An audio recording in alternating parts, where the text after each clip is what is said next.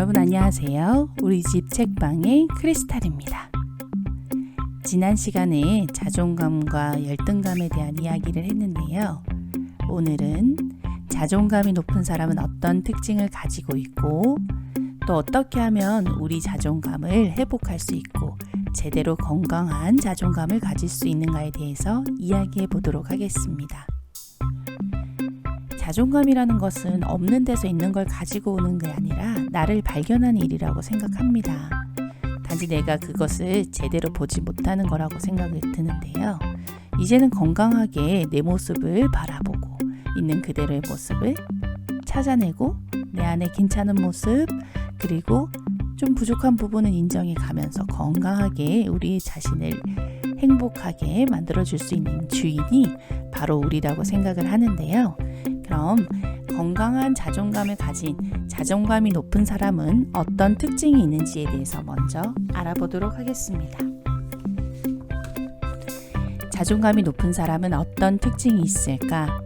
자존감이 높은 사람들은 자기 신체에 대한 만족도가 높다. 반대로 자존감이 낮은 사람들은 자기의 눈, 코, 체중을 마음에 들어하지 않는다. 부끄럽게 생각한다. 자기 외모에 열등감을 심하게 느낀다. 자화상을 그리게 하면 신체 만족도가 분명하게 드러난다. 자존감이 낮은 사람들은 자신을 희미하게 그리거나 작게 그린다.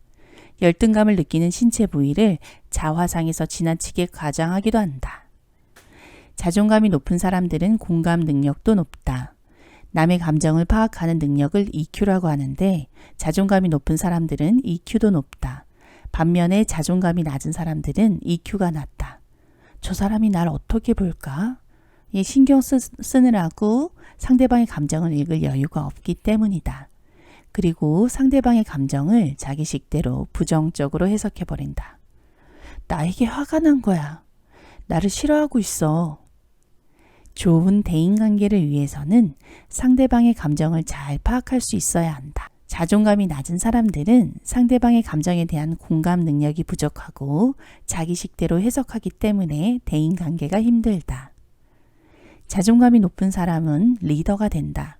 리더는 사람을 좋아할 뿐 아니라 그 사람이 잠재 능력을 발휘하는 것을 돕는다. 갈등을 풀고 생산적인 결과를 도출해낸다. 자존감이 높은 사람은 인정이 많고 자신감이 있으며 미래에 대해 희망적이기 때문에 따르는 사람도 많다. 아이들이 게임에서 이길 것 같다와 질 것 같다라는 두 그룹으로 나누고 게임을 진행했다. 결과는 게임에서 이길 것이라고 믿었던 아이들이 모두 이긴 것으로 나타났다. 자신감은 이렇게 승패에도 영향을 준다. 자존감이 높은 사람은 성공에 대한 확신이 있다. 사람들은 안심하고 그를 따르며 성공 경험도 많이 한다. 그래서 그는 리더가 된다. 여기까지인데요. 좋은 말들은 다 있죠. 자존감이 높은 사람의 특징. 근데 어떻게 하면 이렇게 자존감이 높을까? 이걸 생각해 보면 유년기를 떠올리지 않을 수가 없는데요. 내가 잘하고 못하고의 문제가 아니라 유년기에 나에 대한 주 양육자, 이게 부모님이 될 수도 있고 할머니, 할아버지가 될 수도 있겠죠. 그 주 양육자가 나를 어떤 태도로 키웠느냐에 따라서 우리의 초자아가 형성이 되는 건데요. 제가 지난 시간에 여러분에게 이 이야기를 했던 것 같습니다. 내가 실수를 했을 때 내 안에서 어떤 목소리가 들리는가? 너는 왜 그렇게 했어? 그거 잘못된 것이라고 하잖아. 이렇게 비난의 소리가 들리는 것. 아니야. 실수해도 괜찮아. 누구나 실수하지. 이렇게 이해하고 긍정하는 이 아이가 들리는지. 이것이 초자아이며 유년 시절의 주 양육자가 나를 대한 태도에 따라서 형성이 되는 건데요. 아무래도 혼나고 야단을 많이 맞은 사람이라면 건강하게 자존감을 형성하기가 쉽지 않을 거라고 생각합니다. 하지만 여러분 여기서 꼭 짚고 넘어가야 될 것이 있는데요. 같은 실수를 했는데 누군가는 나를 혼내고 누군가는 괜찮아 하지만 다음부터는 실수하지 말자라고 얘기하는 두 가지 반응을 보고 비교했을 때 나는 같은 행동을 했는데도 두 가지의 다른 반응들이 나를 어떻게 성장을 시켰느냐를 보면은 그것이 나의 행동의 문제인가요? 아니면 상대의 반응에 대한 결과인가요? 이걸 꼭 생각해 볼 필요가 있거든요. 똑같은 실수에 대해서 누군가는 나를 비난하고 누군가는 나를 인정하고 또 격려해 주기도 하는 이 상황 속에서 만약에 내 안에서 야단을 치고 비난하는 목소리가 들렸다면 그것도 하나의 관점일 뿐이라는 것을 우리는 바르게 인지를 해야 할 것 같아요. 내가 잘못을 해서 야단을 맞는 게 아니라 물론 잘못은 했겠죠. 그렇지만 잘못을 해서 야단을 맞는 게 아니라 나의 가장 가까이에 있는 사람이 야단을 치는 사람, 옳고 그른 것, 엄격한 사람이었을 뿐입니다. 그건 나와 다르잖아요. 내 모습이 아니잖아요. 그런데도 어른이 돼서도 작은 실수나 실패에도 비난의 목소리가 들린다면 이제 그것은 나의 소리가 아니라 그리고 객관의 소리도 아니잖아요. 실수는 사실이 맞습니다. 하지만 그것을 비난하는 것은 그건 사실이 아니죠. 나의 마음 건강을 위해서 내 안에 있는 비합리적인 그 목소리들을 하나씩 걷어내고 전체적으로 포괄적으로 볼 수 있는 나를 만드는 것은 참 중요한 일일 거라고 생각을 하는데요. 그것이 쉽지가 않죠. 어떻게 그 내 안에 있는 비난의 소리라던가 힘든 목소리들을 걷어내고 원래 내 모습으로 찾아갈 수 있을까? 진짜 어려운 길이라고 생각하는데요. 그것과 관련해서 거울 유련에 대해서 이야기를 해보려고 합니다. 여러분은 거울 유련을 들어본 적이 있나요? 사람들은 거울 유련을 가지고 있어서 가장 가까이 있는 사람을 보고 배우게 된다고 합니다. 그런데 우리가 어린 시절은 인지도 떨어지고 행동 능력도 떨어지고 모든 것이 부족하잖아요. 갓난아기 때부터 우리가 할 수 있는 게 뭐가 있겠습니까? 그대로 주어진 대로 받게 되잖아요. 그러니까 첫 번째 나의 거울이 내 인생에 굉장히 크게 영향을 주는데 그것이 부모의 거울일 가능성이 높다는 거죠.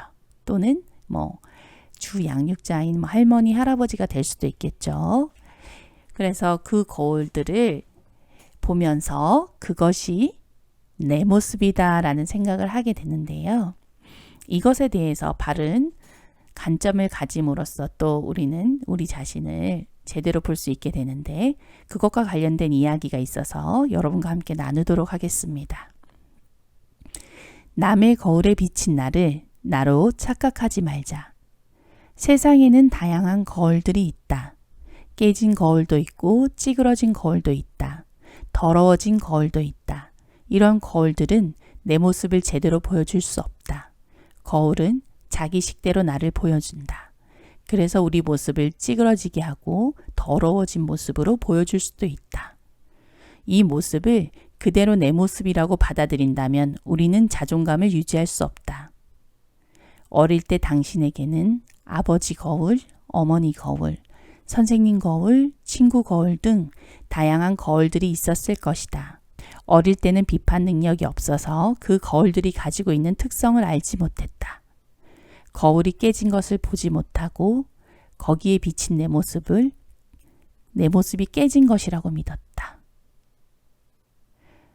그러니까 거울이 깨진 것을 보지 못했다는 것은 나를 비치고 있는 부모님이나 주 양육자가 상처받았다거나 또 아파하거나 힘든 문제를 안고 있다는 그런 이야기겠죠. 그 모습을 보고 거기에 비친 내 모습이 깨진 것이라고 믿고 있었다. 그래서 비난의 거울, 무관심의 거울, 비교의 거울에 비친 자기 모습을 보고 위축될 수도 있었을 것이다. 나는 관심을 끌 아이가 못 돼. 나는 엄마의 마음에 드는 아기가 아니야. 그리고 형에 비해서 나는 무능해. 언니에 비해서, 동생에 비해서 나는 무능해. 라는 열등감이 생겼을 수도 있다. 그래, 어릴 때는 그럴 수도 있다. 그러나 이제 당신은 남의 거울을 객관적으로 평가할 수 있을 만큼 컸다. 지적인 성인이 되었다. 인간을 전체 상황 속에서 이해할 만큼 어른이 되었다. 어른이 된 이제는 수동적으로 남의 눈치만 보지 말자. 깨진 거울에 비친 깨진 당신의 모습만 보지 말고 당신을 비추어주고 있는 거울이 온전한지 아닌지를 평가해 보기 바란다. 이렇게 이야기가 나와 있는데요. 그렇죠. 나에게 좋은 말이라고 조언을 하는데 뭔가 야단을 치는 것 같고 나에게 어떤 피드백을 해주는 사람들이 있어요. 그런데 그 사람들을 가만히 지켜보세요. 그 사람들은 정말 온전한가? 상처받은 사람이 아닐까? 아니면 현재 상황이 너무 힘들지 않을까? 내가 온전하지 못할 때 내가 하는 반응도 그렇게 온전하게 나오지 않는 경우가 많거든요. 그런데 그 모습을 보고 그 사람이 나를 비난했다고 해가지고 내가 마치 그런 사람인 것처럼 그렇게 생각하는 것은 아주 위험하고 또 그것은 사실이 아니라는 거죠. 이것에 대한 자각만으로도 내 안에 이런 소리가 들릴 수 있잖아요. 실수했을 때. 아유, 그거밖에 못해? 제대로 하라고 했지. 왜 항상 너는 실수를 하니?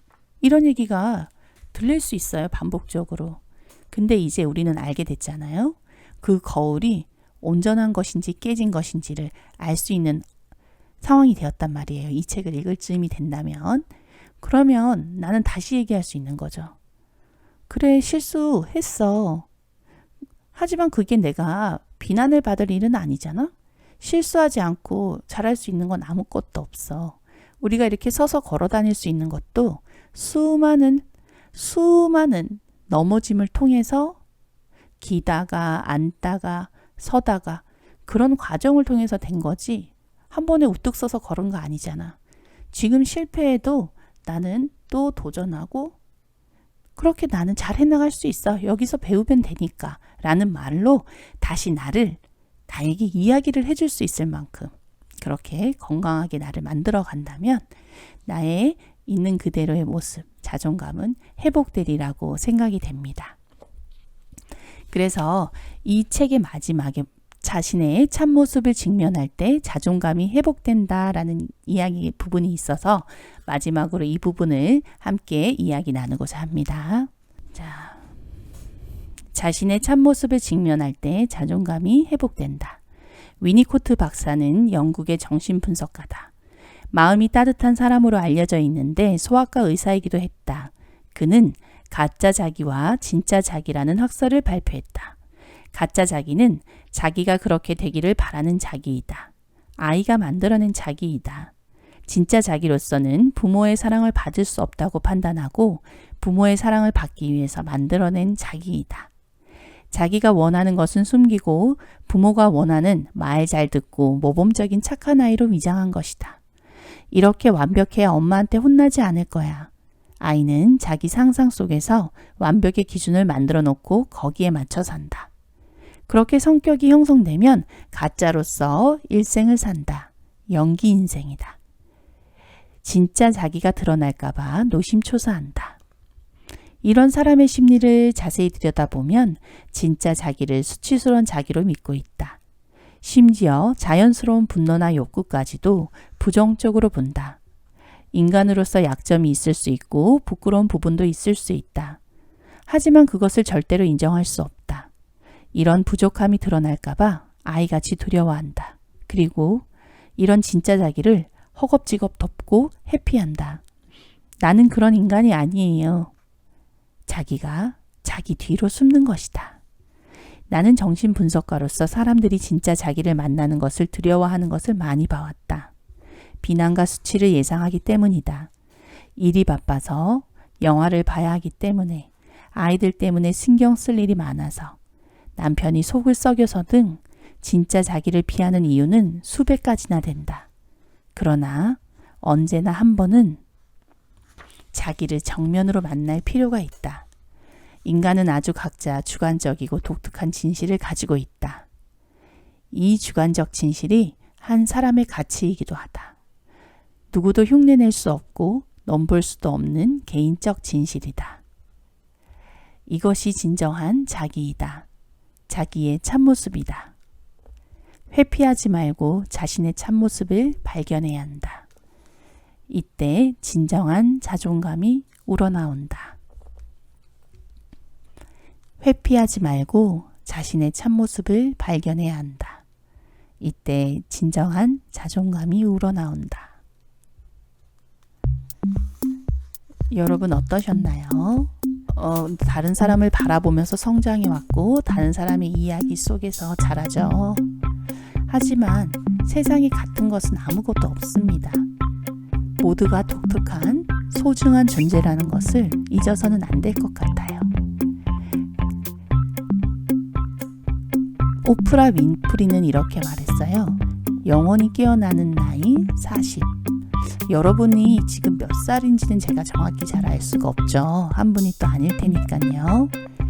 하지만 우리가 내가 원하는 내 모습으로 살아가다가 어느 순간 힘이 들거나 진짜 자기를 만나고 싶은 영원히 깨어나는 순간이 온다고 합니다. 그게 40이라는 나이라고 하는데요. 그건 사람에 따라 조금은 시기의 차이가 있지만 여기처럼 자신의 모습을 진짜 자신의 모습을 만나는 그 순간이 오리라고 생각을 합니다. 그때 우리의 참모습을 제대로 볼 수 있도록 지금부터 하나씩 내 안을 들여다보고 나를 발견해가는 과정이 있었으면 좋겠습니다. 이렇게 2번에 걸쳐서 여러분과 함께 자존감, 열등감, 그리고 진짜 자기를 찾는 방법에 대해서 이야기를 하였는데요. 여러분은 어떠셨나요? 저도 제 안에 아직도 해결되지 않는 많은 어려움들이 있거든요. 그런 것들을 하나씩 꺼내볼 수 있는 용기를 갖고 또 그리고 내 스스로가 문제라고 생각하는 부분에 조금 더 애정을 갖고 어린아이 돌보듯 내 안을 좀 돌봐줘야겠다는 생각을 했습니다.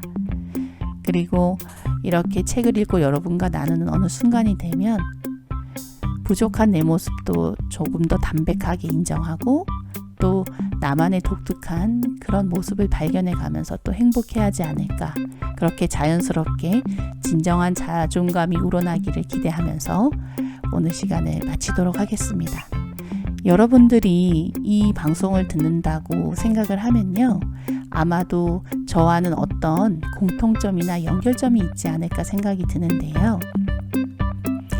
여러분에게 이 시간들이 여러분 안의 모습을 발견할 수 있고 또 사랑하고 인정할 수 있는 그런 시간이 되어서 여러분들 역시 마음속에 그래도 괜찮아, 지금 이대로가 좋아 하는 내면의 소리가 들렸으면 좋겠다는 바람을 가져봅니다.